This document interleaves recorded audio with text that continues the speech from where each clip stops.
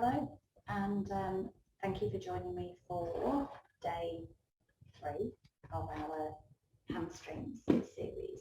And today we're talking about still the hamstring stretches. So day 1 we covered where your hamstrings were, what they attach to, how they work. So they're a hip extender and a knee flexor. And then yesterday we went through some ways to do some release through the trigger points of the hamstrings, so you're using the ball behind you, and also how to do some stretches lying down and using the strap. So today is all about sitting and standing, and how we can use sitting and standing to do our stretches. So with that, I just move my chair a little bit further back so you can see my feet as well. If we're sitting in a chair, and I'll sit side on to you, most of us ideally would want to be sitting where we've got a small support at the back, okay? So when we're sitting, we don't tend to sit and slump forward into that position, where most of us will want to. And you can see, if you're looking at my hamstring range here, in this position, if I've got, remember we felt under the sit bone yesterday to find out where the hamstrings were, if I've got my hamstring length sitting from under my sit bone to back of my knee, and I'm long here, if I'm sitting here, you can see I'm getting a little bit of hanging through the back of that tape now.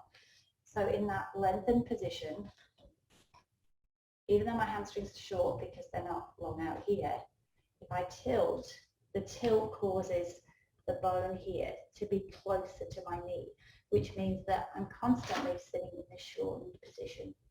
So if you're somebody that sits like this all the time, you are constantly short. If you're someone then who spends a lot of time driving in the car, you're going to be constantly short. So trying, when you're sitting down, to just have your bottom at the back of the chair. It can be as simple as just having a rolled up towel. So it could be as simple as you have your towel, you roll it up, and you sit it behind basically where your waistline would be. So if you think where the top of your belt line would sit, and that will help keep you upright, because then it's not as easy to slump forward.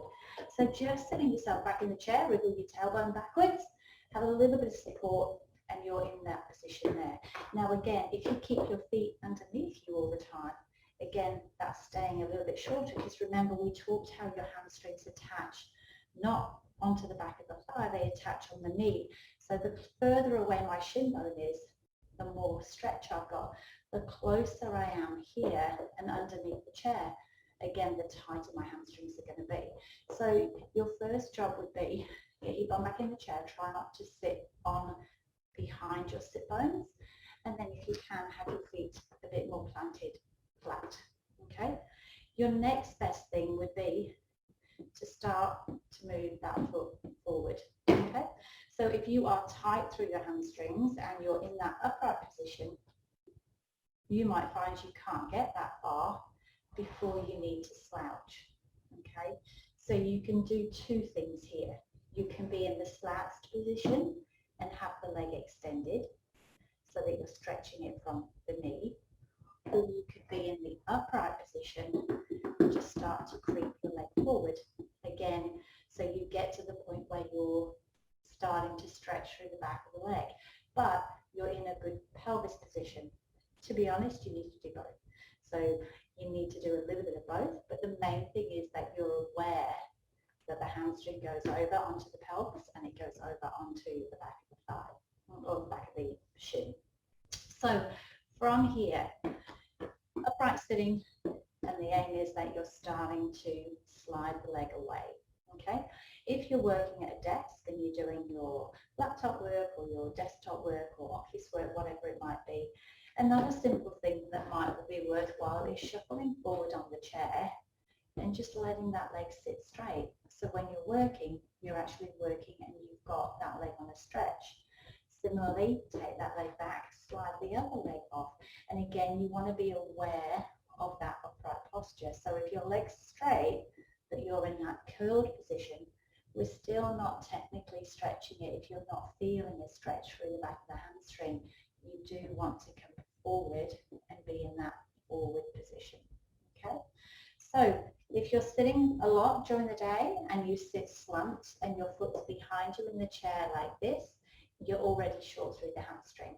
Okay, also bear in mind, because the hamstring is shorter and you're not using it and you're in that tucked under position, you are also going to get that sort of more flat bottom, mainly because your glutes aren't functional either, because in that sort of tucked under position here, we can't then access the glutes. We need to be in that upright position through here to get the hamstrings to extend, and then also to get the glute to engage. Okay, and in that tucked under position here, you're restricting the range. There's no range for my leg to come backwards because I'm tucked underneath here. However, if I'm in that position, you can see my leg can extend a lot further. So I can get my hip past my bottom here. In that position, I can't. I just don't have any range. So I need to have my leg here to be able to get that leg to come back. All right? So if you're very, very tight, your exercise might just be tilts. It might be that you're sitting behind your sit bones and then you sit forward on your sit bones. So we mobilize through the pelvis. Once you've got that and you correct the pelvis, then we sit back in here and then we start trying to get the leg out. And we try and do that with the pelvis in that upright position. Okay, so that's your work to start with. All right, for your sitting postures. As you get better, shuffle forwards and we can stick the leg out. Now, if you then stop getting a stretch, your next job is to hinge forwards. Okay, so if I'm in that upright position, I've managed to get upright and I've managed to get my leg out. And then on top of my leg being out, I've managed to get my leg straight. And I'm now not feeling a stretch anymore. I've got two options. I can stretch through the back of the leg.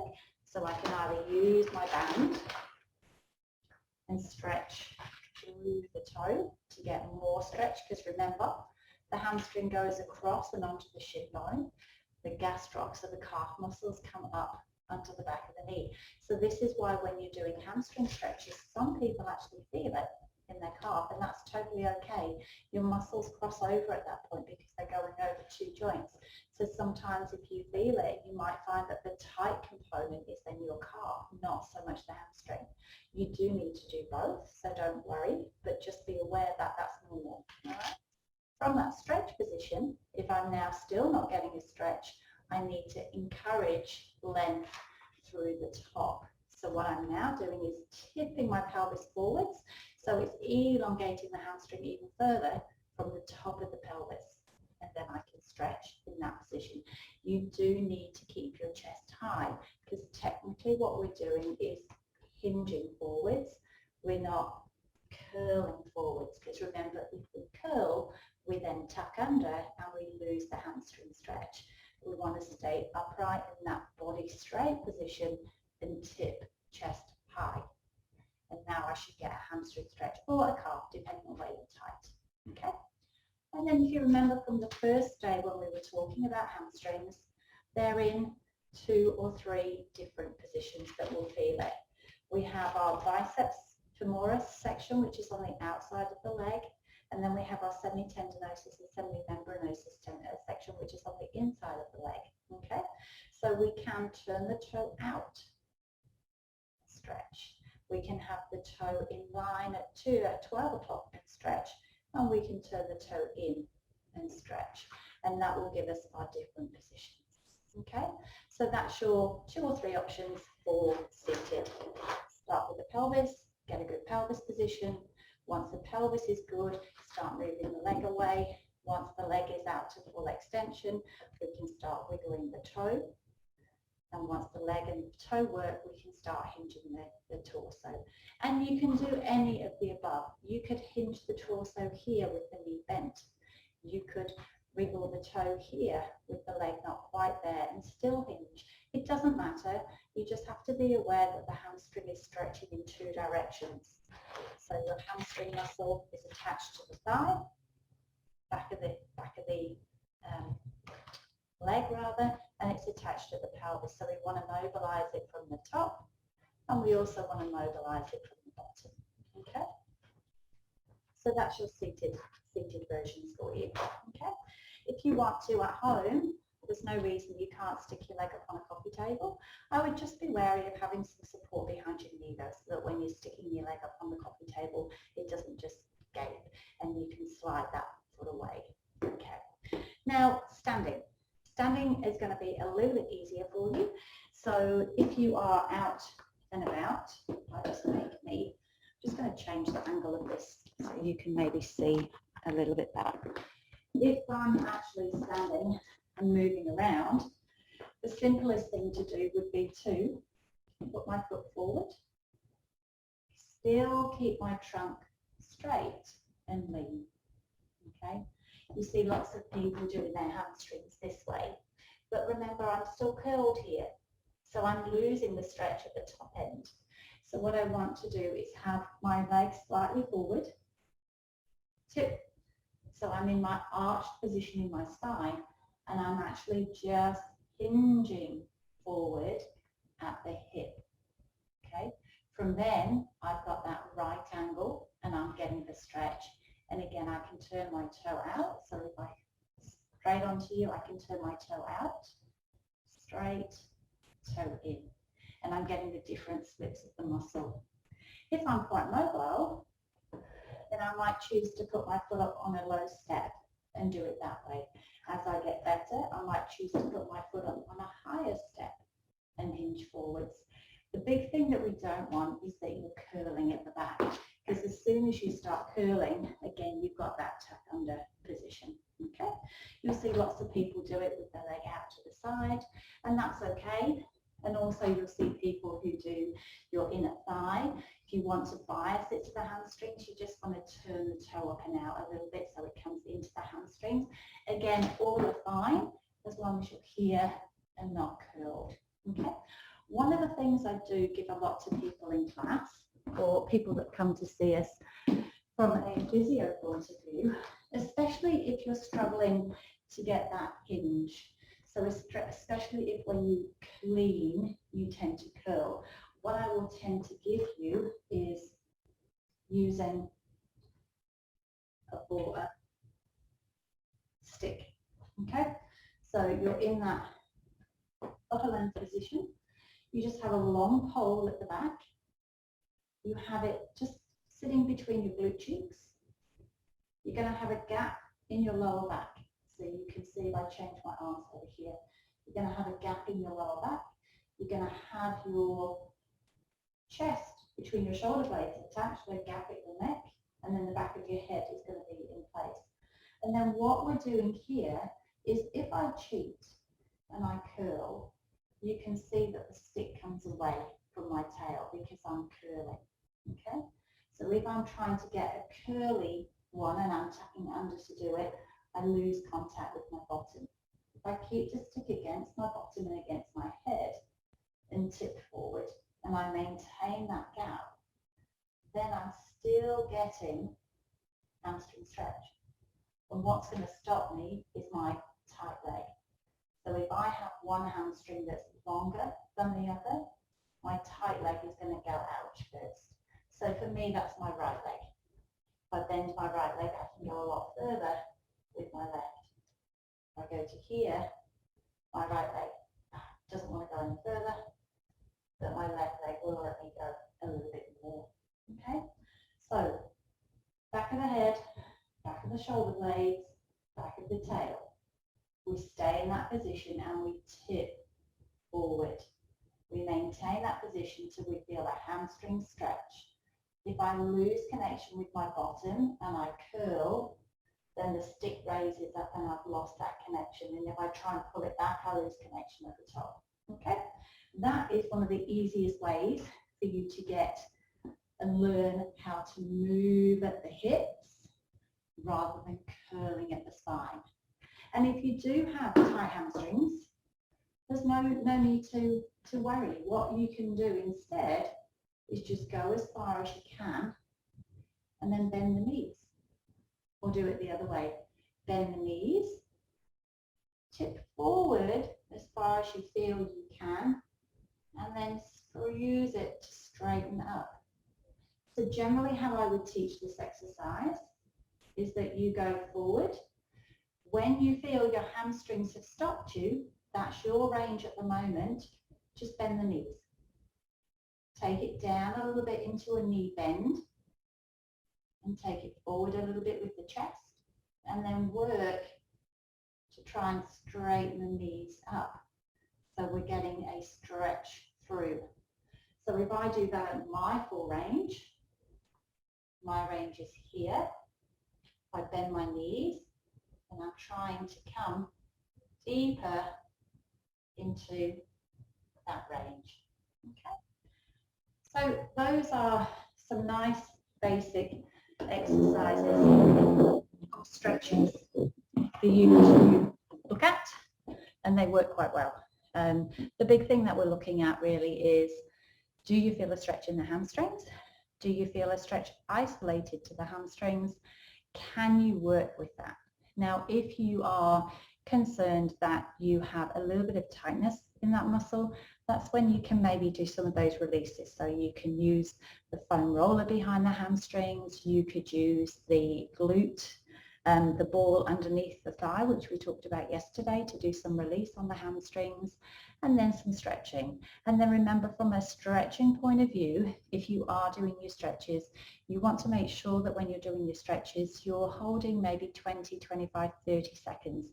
For static stretching, you want to do those in your static stretching, and they're the ones that are going to get you that little bit more length, and when you're working into that little bit more length. Now remember, with static stretching, they're not ideally advised pre-exercise. So if you're going to go and you're going to do something dynamic, like you're going to go running around, we actually want you doing dynamic stretches, and your dynamic stretches are going to be more like sport orientated. So you're the stretches when you see the guys warming up before their footy or their training, or when they're doing track and field, they're all doing sort of very bouncy, a little bit more higher impact dynamic work, where post training, that's more when you're doing your length work and your stretch work and your what we'd call more passive stretching. So think of these as ways to increase your flexibility, ways to get you a little bit more length through your tissues. They are not going to be stretches that you want to do and then just go and run, because what you're doing is you're letting the muscle let go and you're letting the muscle relax. When you're doing something that you're then going to want to go and do some activity or some sport with, you want to be doing more of the dynamic stretching, which is getting the leg and getting the muscles ready to move, not trying to quieten them down and getting them into like passive length. So hopefully that's been a little bit enlightening for you for your seated stretches, and then some stretches you can do in standing. So if you want to take that where you're anywhere, you're sat on a plane, you can stretch, and well, not that we can sit on a plane at the moment, hey, but if you're sitting and you're stretching and you want to stick the leg out and do some stretches that way, that would be worthwhile. And same thing if you've been sat in a car for a while, just getting up, getting out, standing outside and using the wheel of your car, or if the door's open, using the footwell of your car as a little bit of a place to actually do your standing stretch. If you're out walking in the park, using the park bench, or if they've got some playground and you're there with the kids, then you can use some of the low equipment and the low bars to actually use that as a support for your leg.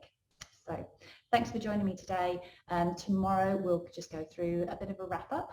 If anyone has a specific question, then I'm happy to answer any of those questions on the call or on the live tomorrow. So feel free to flick me an email if you're on our email list to receive the emails. If not, just post it in our Facebook page, and we'll get to that tomorrow. So thank you so much for joining me. Last one tomorrow, and have a great weekend.